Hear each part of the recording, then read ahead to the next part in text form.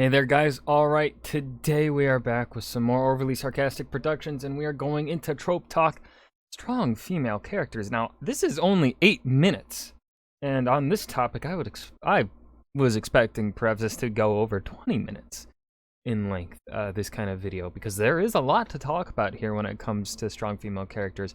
Well, maybe more tangents to go off into where people feel like misconstrue this term, and also like hypocrites online where they're like, oh, we want strong female characters, but they really don't. They're just saying that to try and justify their sexism.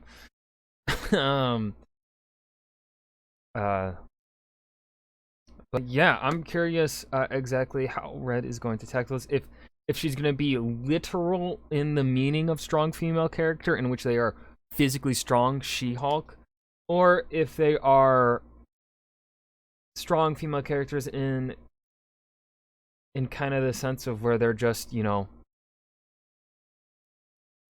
a normal person, where they're given the same treatment as their typical male character counterpart, right? Because we don't really give this term to men, male characters. This is a female exclusive term.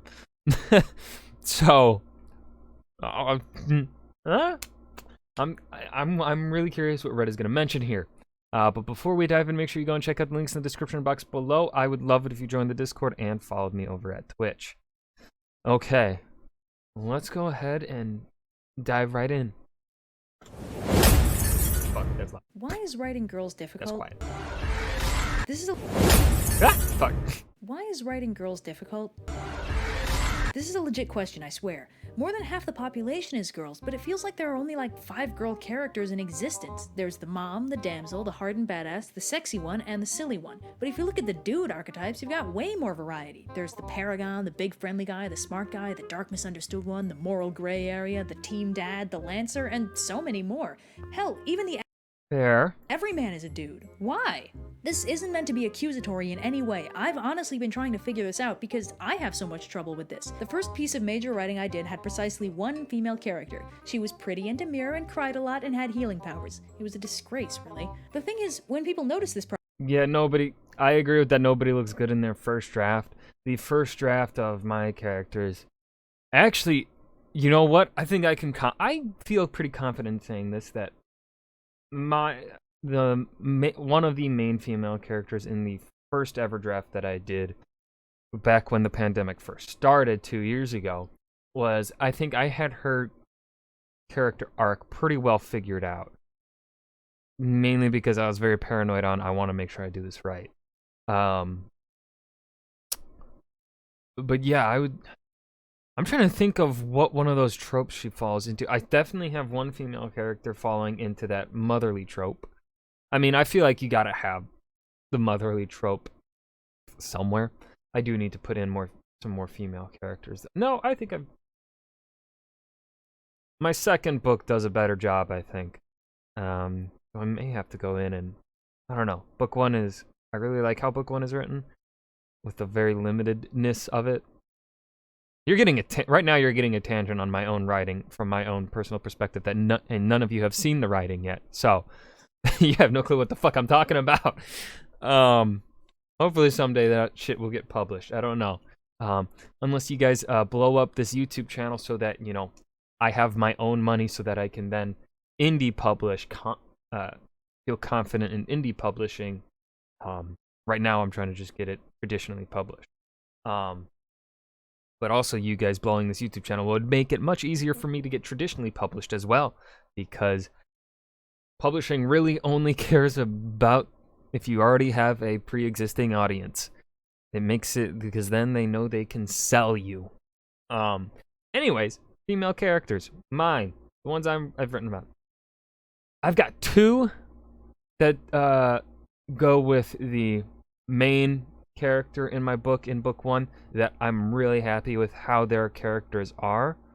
One is pretty expanded upon. The other, she gets expanded upon more in book 2 for reasons that happen, for war stuff. and personal character journey. I just wanted to do deeper dives in book 2. I expanded the POVs in book 2. Essentially what I'm saying. Book 1 limited POVs to just 3 of the characters. Book 2 expands to, like, I think doubles it. I think I go up to 6 or 7 throughout book 2. But yeah, I think actually largely though the issue that people have when it comes to writing strong female characters, or just female characters in general, is that historically women have not had characters necessarily take too many centralizing points in stories. I mean, in mythology you have it a couple of times, but largely you still have a male character. I would say I'm sure there are outliers, but going off the top of my head, off of stories, mythologies that I can remember, a lot of the time it feels as though one of the male characters ends up kind of taking the center stage from the female character. And I think just because of the thousands of years of our storytelling, and because of the way society has developed, it's fact to say, it's not wrong to say that society is developed patriarchally. Men have always typically been in power throughout human history. So all various societies typically, now of course there are some out there that have gone more matriarchal at times, but largely it's been patriarchal societies throughout our history for various reasons, blah blah blah, that I don't want to get into. But because of that, I feel like because of the way historically the society has been more male-centered, male-focused, that will also lead the stories that we tell to be male-focused, because the men are the ones in the positions of power. So through that, I feel like that could be one of the explanations as to why we are just now really starting to expand our female character archetypes, because we are finally really starting to push towards a more equal society between the genders. Of course, we still got a ways to go. Nothing's perfect, but working towards it. So yeah, that's my reasoning. That's my 5-minute tangent there. Problem. The first solution tends to be to take a fully developed male character and turn him into a girl. Take the big guy, now he's a girl. Smart guy, smart girl. And this can totally work. But sometimes you get weird translation errors where traits affiliated with the archetype clash with their gender. Like when you take a grizzled soldier badass and make him a her, there's a weird tendency for her to spout a bunch of cookie cutter, don't be such a girl stuff. Yeah. Every other minute. Because, of course, in fictional militaries, the overwhelming attitude is very classic macho. So when you fit a female character in there, you get a weird bit of character whiplash when her own machismo is expressed by calling unimpressive behavior womanly. Like, girl, own yourself. By the way, this character is pretty much what people are referring to half the time when they scornfully call someone a strong female character. The other half, they're talking about a Bayonetta type who's threateningly sexy, the I'll kick your ass and look good while doing it variety, which is just a variant on the aforementioned sexy archetype. Actually, more specifically, it's a repurposing of a villainous female archetype, the dominatrix kind of villain who's both sexy and intimidating. You can totally take that archetype and turn it into a hero, but that's actually a new development, since for a few centuries there, women weren't allowed to have sex drives, so of course only evil women could be dangerously sexy. Yeah. But anyway, there's another instance of that cookie-cutter gender swap thing where the translation error doesn't manifest in the character, but in the reception of the character. Like, well, not to open a can of worms, but like Rey from The Force Awakens. I was so surprised when I went online after I saw the movie and everyone was complaining that Rey was an OP Mary Sue, because when I saw that movie, it looked like a faithful recreation of Episode 4, Magic. Yes. See, my problem isn't... Okay, we've already had me go on rants about the sequel series and Star Wars in general. My issue, I actually liked Rey's development in Episode 7. I thought it fit the Star Wars tropes. However, the issue, I can't remember where I saw this, but what I saw was, this was kind of what thematically the sequel series kind of was painting itself to kind of be. Episode 7 is the faithful recreation of the beloved Episode 4, right? It's like here's what typical Star Wars is. And then episode 8 is a complete breakdown of Star Wars, where it's like going against what Star Wars typically has been, right? That's beautiful. That is a thematic choice. You can disagree with that. I personally like The Last Jedi for that. I actually enjoyed episode 7 and 8 until episode 9. They fucking botched the ending, and it made me completely dislike the sequel trilogy as a whole. However, episode 8 is definitely one of the most beautiful, if not perhaps arguably the most beautiful in terms of visual aesthetic Star Wars movie, I would say. Although I do fucking love Rogue One cinematography a lot of the time. Anyways, Rogue One's one of my favorites. It's probably top 3, honestly, for me. I think it might be number 2. I fucking love that movie. It's so great. Yeah. Anyways, Jyn Erso, I fucking love that character. Back to Rey.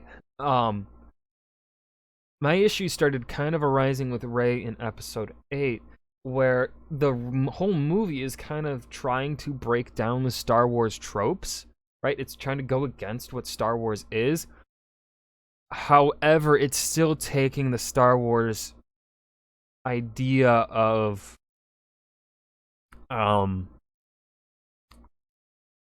you can train for a little bit and become strong. Like, that's a Star Wars trope. Luke did it.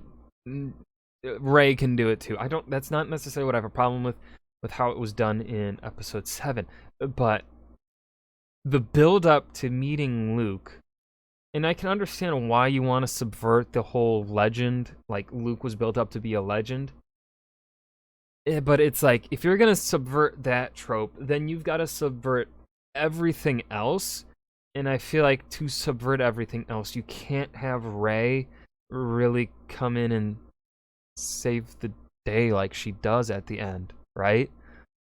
I feel like by doing that, you're undermining your own subversion of tropes that you've been doing throughout the whole movie, right? Because you're subverting the Star Wars trope of having of you being born to someone greater or whatever, right? Anakin was born of the Force. Luke and Leia are the sons of Anakin, and Padme, an extremely influential political figure in the universe.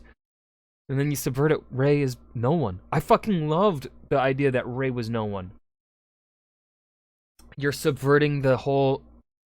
Yeah, the universe believes Luke was a legend because he walks into the Death Star that's under attack, walks up to the... Everyone knows that he walked up to the Emperor and Darth Vader, and the two people that have oppressed the entire galaxy for over almost 2 decades, and he's the only one that walks out of there alive. I do not mind that subversion of the whole Luke being a legend, because it makes sense. Like, expanded universe Luke, extremely overpowered. However, now with what they're doing with, I don't know, I've got so many mixed feelings on Star Wars and how they did Luke. It's like, it felt, for me, it felt like they wanted to subvert the tropes, but then they didn't go all the way. So because they didn't go all the way on their subversions that they wanted to do, that they were leaning into, is that they pulled the rug out from under themselves, and they only ended up hurting themselves. I feel like if they went full throttle, went for those subversions, as they were kind of leaning into, then I think it could have worked. But because they like chickened out, or something went wrong with the editing or something, it hurts it. Because what happens in Rise of Skywalker, when Rey takes the Skywalker name, I don't necessarily have a problem with her becoming a Skywalker. They could have, but her essentially found father was Han Solo. His name's not Skywalker. And yeah, she had some connection to Leia, but she's essentially not around Leia at all through episode 8. She's around Leia a little bit, but her connection to Leia is through her connection to Han. And then because of Carrie's untimely death, we're unable to really get Rey to spend more time with Leia. Now maybe they'll expand this in I'm sure they'll do a a book or some piece of media that takes place between episode 8 and 9, and where we just see Rey training with Leia, as was insinuated, I believe, at the beginning of episode 9. But even then, that was only a year. And, like, yeah, you can get really close within a year, but it just still feels like if Rey is going to take on a name, the Skywalker name, in such a way, I feel like my thing is I want to see that in the movie. I want to see that connection really build in the movie. Like, I love Carrie Fisher. Her death hit me hard. But Leia's death in episode 9 did not. Neither did Luke's death hit me hard. Because it's like the sequels didn't do a good job at making me care personally. I don't care about... The only character I really care about in the sequels is Finn. And I think that might just be in part due to John Boyega's natural charisma. I mean, Daisy Ridley's extremely charismatic. So is Poe Dameron's actor. What's his name? Fuck. I always forget his name. Why do I always forget his name? They're all naturally charismatic people. But their characters just weren't done well for me. Anyways, that was the 10-minute Star Wars rant. Space orphan and all. Rey and Luke were the same character with a slightly different attitude, but a chunk of the internet went berserk. Now, admittedly, the internet is in a constant state of going berserk over something or other, but this one kinda hurt, because I really liked Rey. I liked her curiosity, her experimentation with her powers. One of the most complained about scenes when she manages to mind trick the guard was one of my favorites, because it was obvious she'd grown up hearing stories about what the Jedi could do, and Yes. See, episode 7 is well done.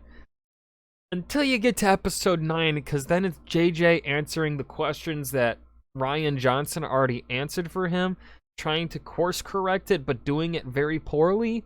And then also Palpatine's... this is a side tangent. Palpatine's return doesn't make sense because there is absolutely zero foreshadowing with Palpatine's return. Now, of course, there really isn't foreshadowing in episode 4 or much of episode 5 for who Luke's father is. Especially in episode 4, there's no real hints that Luke is the son of Vader. But, like, the way it was kind of up in the air, the way episode 6 ends, and what the knowledge that we had of Star Wars up until the release of up until, like, Rise of Skywalker, is that Palpatine should be dead. That our knowledge of Star Wars up until that point was Palpatine should be dead. So it's like, don't bring him back, because that's completely contradicting people's... It's confusing people's current knowledge of Star Wars from what they understand, especially if they only watch the movies. So it's like, as soon as she learned she was Force sensitive... Now, of course, you could argue that through Star Wars Rebels, maybe there's a bit more hints that lead into Palpatine trying to explore some other form, trying to research something. But, like, I'm talking about, Palpatine bothers me so much. I just really need to say this. It just... You're confusing too many things going on in episode 9 that are just poorly done, that they should have just focused on the First Order, leave Palpatine out of it. Kylo Ren, big bad guy.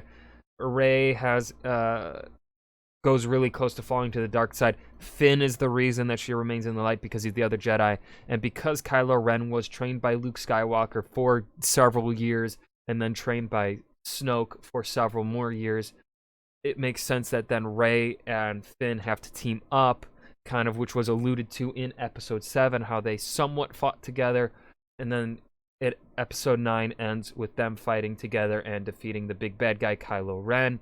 And then it also shows, it continues that trope of subverting the whole Luke is perfect kind of thing, and that Luke, you know, makes mistakes, right? His own nephew, his own, one of the people he probably focused the most amount of effort into training, fell to the dark side and could not be saved. I think that adds a level of tragedy to it, and it also makes some sense because Luke never gave up on Darth Vader, so why would he give up on his own nephew? That's one thing that bothered me heavily. No matter what you say, there's nothing you can do to Luke that could convince me that Luke would have given up on Kylo Ren. On Ben Solo, there's nothing. Absolutely zero things you could do based on the character that was set up in 4, 5, and 6. So, Kylo Ren being irredeemable, I feel like makes Luke's sacrifice in Episode 8 mean more. Episode 9 should have had... I'm done. She started trying new things she'd heard about in stories, and I really liked that because it was exactly what I would do. She felt like a real person to me, but her confidence in the rapid growth of her powers flipped some rage switch that Wonder Boy fighter pilot chosen when Luke Skywalker hadn't. And we can argue about why all day long, but I'd rather not. Because fundamentally, I think the problem here isn't gender specific at all. I think it's just symptomatic of a much larger characterization problem. The root of the error, I think, is that writers oftentimes draw inspiration more from other stories than they do from reality. And it's a sad truth that up until a few decades ago, there were basically 4 or 5 girl characters. You got your fairy tale princesses, your moms, your femme fatales, and your occasional Viking warrior woman. And the characters ended up getting recycled as a consequence of the fact that most writers are inspired to write by absorbing what other people write. The original error in girl characterization is, yes, rooted in centuries of dude-centric storytelling. I said that at the beginning, 20 minutes ago. But the reason why it propagated is, I'm pretty sure, this. And then within the past few decades, you suddenly got this moment of clarity. Hold the fuck up.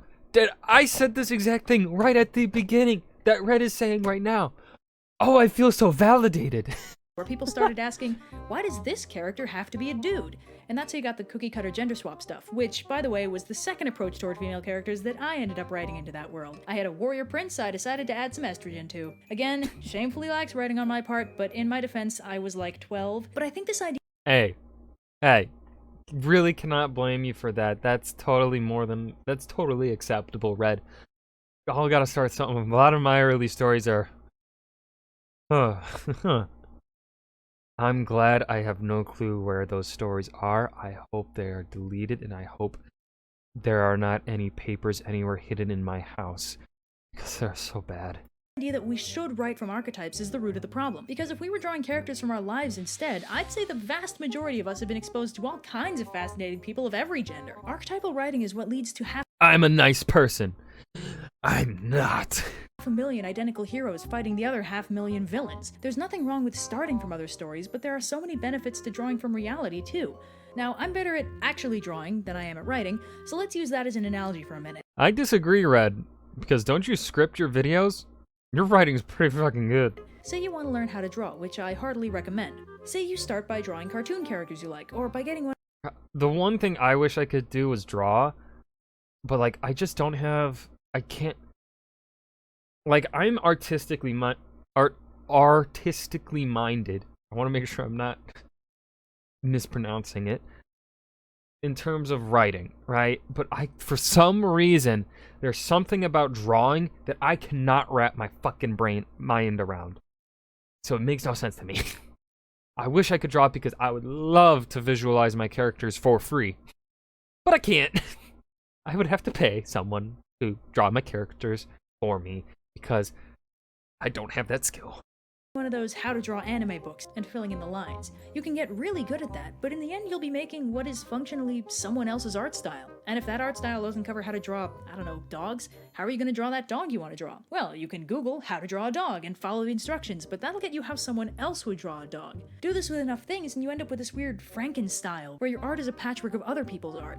Sometimes the style discrepancy is very visible, especially when you have, for example, very stylized cartoon characters in front of incredibly detailed backgrounds, or very Disney-looking humans with more Looney Tunesy animals. But there's another way to learn art, and it's pretty much the only way to develop a unique style and guarantee that whatever you end up making, it'll be something nobody else could have made, unless of course they were imitating you. Obviously, it's life drawing, but more specifically, it's developing artist eyes. You sort of need to be able to look at the world and see in your head how you draw what you're seeing. Animators watch people moving and learn how to get across incredibly complex motion without compromising the simplicity of their visual style. Painters see swaths of color and contemplate the brush and palette knife tricks they'd use to recreate it. Graphic artists see light and shadow and learn how to get across a realistic human face with only a few blocks of black and white. And writers see the people around them and see the characters that their personality could contribute to.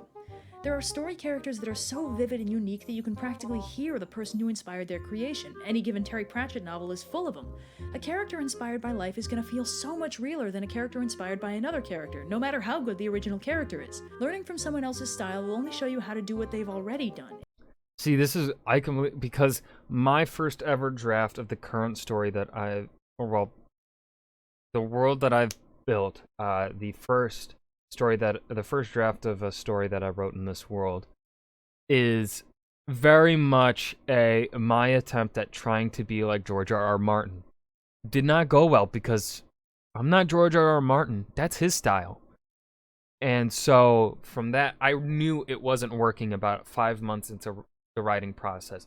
So I completely scrapped that draft. I didn't even look at that draft except for just to keep the names around because I liked the names that I used, and a lot of the concepts that I was building in that for magic, right? Because the magic was my own idea. It was a conglomeration of other ideas and stuff. I wasn't stealing that from George, but essentially my attempt at characters were the George R.R. Martin attempt at making them morally gray characters, as he likes to put it.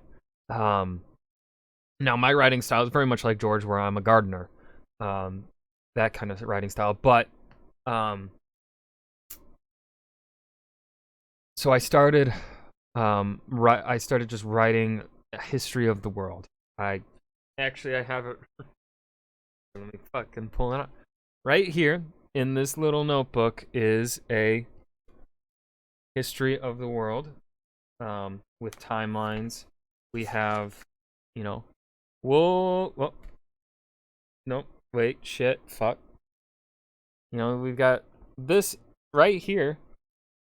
This whole page right here is just a list of emperors from the beginning of an empire till about 100 years before the empire collapses. And then here we go into the chief advisor for the empire, into then the kingdom that succeeds the empire. And then we have the list of kings here up until down at the bottom we go to the point in time that I'm writing about. And then through that I literally wrote page upon page of lore. Now a lot of this lore is ever changing because this won't get published, but I'm still keeping a lot of the broad ideas that I wrote about in here, broad timelines and stuff. But yeah, through that, I started to develop my own way of creating characters by literally just creating a sequential series of different emperors and kings. That was my way of kind of getting a way of coming up with new ideas, because really I had to make each one of these kings and emperors is different to their successor. They needed to be, right? That's what makes characters compelling, is that they're different from what you've already seen. Now, of course, the archetypes can be the same, but it's the subtle nuances that each author brings to their character and how they approach characters that make them unique. I think that's what separates good writers, is that, as Red's been saying, is they can take inspiration from their authors, right? I'm heavily taking inspiration, from George, from J.R. Tolkien, from a bunch of other current writers, modern writers, John Gwynne, not so much Brando Sando. I got really inspired. I just finished reading The Poppy War a week or two ago, and I got heavily inspired by that, and so ideas are percolating up here, inspired by R.F. Kuang's Poppy War. So, you can take inspiration, but I think it's a good place to start is when you start by taking inspiration from other writers. But it's then you've got to find your own voice. And through finding your own voice, you're only going to find that by you need to read. If you're going to be a writer, you need to read. And read a variety of different authors. And so because, and through that you kind of start to develop your own voice of things that you like in characters. Right? Yeah. And then, of course, to also be a writer, you need to write. You need to write a lot. I personally think my second book that I've written, which is a sequel to book 1, is leagues better than what book 1 is, both in the characters and the way I just describe things. It's because book 1 was me starting to find my voice. Book 2 is me feeling like I have solidly found my writing voice. Holy fucking shit, this video is long. I was not expecting to ramble this much because this was only an 8-minute trope talk. I have made this over 30 minutes and we still have 3 minutes to go of Red talking. I am sorry. If you want to do something new or take the character in a unique direction, you'll need to draw on your experiences from reality instead. So even though, statistically speaking, the vast majority of us know at least... Also, yeah, a lot of my characters I pull from my own brain. I give them maybe traits that I see in myself. And then I kind of just dial them up. A bit. One character has depression. Like me. I dial up that character's depression to 11. A little bit. Well, no, not to an 11, because then... I'm gonna dial it up to like 8 or 9, I'll say. A trope that maybe I think I have, put in another character. Make it more front and center for them, Yeah. At least as many girls as guys. Also, put contradictions in your character. One of my favorite things to do, it's a trope, I think, but it's one of my favorite things to do, is you have a deadly warrior, but they don't like killing, and maybe they've even become a pacifist, but then, it gets revealed, this one character maybe meets them and they only know them as a pacifist, and then it gets revealed later on that, no, this dude could fucking fuck shit up if he really wanted to, if he was not a pacifist. That's one of my favorite tropes. The tendency towards archetypal writing leads us to disregard these people when the time comes to design our characters. And though there's nothing wrong with drawing inspiration from the works of others, if you don't add any of your own observations or experiences, your character is going to be That's what I was trying to say. Red is saying it much better than I did. Rote. But there is, I think, another element contributing to a certain amount of the trouble people have with writing girl characters specifically, and that's that in our culture, there are things that girls are supposed to be. The most obvious one of these is pretty. If you're not pretty, it's almost like you're doing something wrong. Now, this is why girl characters in almost any story are going to be traditionally attractive, regardless of species, profession, or circumstance. I just make all my characters hot. If you're reading my book, unless I literally say that the dude is ugly, they're fucking hot. It just... The men, the women. Haven't written a non-binary character yet. I need to add one. Anyways. Feels like the norm, the baseline. Now, obviously, there are exceptions, but the mere fact that there are notable exceptions kind of reveals that there's a rule here. Now, I like pretty girls as much as anybody else, but we don't We have similar brains. write characters we idealize all the time, or at least we shouldn't, because that'd be kind of boring. But there are other girl rules in place that have much more of a character impact than simple appearance, because beyond the physical, there are social rules we kind of absorb and assume are the norm. Again, most obviously, there's been this idea for a very long time that when things get serious, the girls hang back and the dude folk sort things out. It's a chivalry thing, but it becomes almost cartoonish when it shows up in modern cinema's favorite action comedy trope of the decade. The ludicrously competent girl training the completely inexperienced schlub. Everywhere from The Matrix to the Lego Movie, the ludicrously badass, strong female character with years of experience building on already extant native talent hangs back in the finale while the schlub with a week of training saves the day. And it feels natural. Yeah. No matter how badass she is, she ends up being a support character because girls support dudes in our culture. And again, there are exceptions, but again, they're notable exceptions. And again, this isn't accusatory, it's just something to be aware of. We want to write good stories. It's good to be aware of the things we silently assume have to be there. There are a few more rules in place that are less rigid but still present. For example, girls aren't generally supposed to take up space, so their visual designs will tend towards compactness, either short or on significant occasions, tall but willowy. You end up with a lot of socially motivated trends over an entire gender of character, and yes, dudes too, And again, it's because we're writing from archetypes, not experience. We know people, or are people, who aren't traditionally attractive, we know dudes who cry and girls who are 6'6" and bench I-beams in their spare time, and we know the impracticalities of maintaining a glamour routine on a daily basis, let alone while stuck on a desert island or an alien planet. We know this stuff, but because we're writing from other stories, all this cool real stuff doesn't get included, which is a shame, really. So yeah. So that was my long-winded... Fucking hell, this was so long. I did not mean to go this long. I swear, I meant this video to maybe be 15, 20 minutes tops, not 30 plus. That was Trope Talk, strong female characters. I hope you guys enjoyed the... Honestly, at this point, maybe you should expect these videos to be 30 minutes and be surprised that when they are down to 20. I specifically picked this video because I didn't think I would actually end up going on as many tangents on this, and that I would let Red do more speaking because Red's better at speaking than me. I didn't. I rambled. But I feel like my tangents today were fairly, you know, related to the video, except for the Star Wars part. That was Trope Talk, strong female characters by Overly Sarcastic Productions. I hope you guys enjoyed. Remember to hit that like button and subscribe for more, and I will see you guys in the next video. Peace.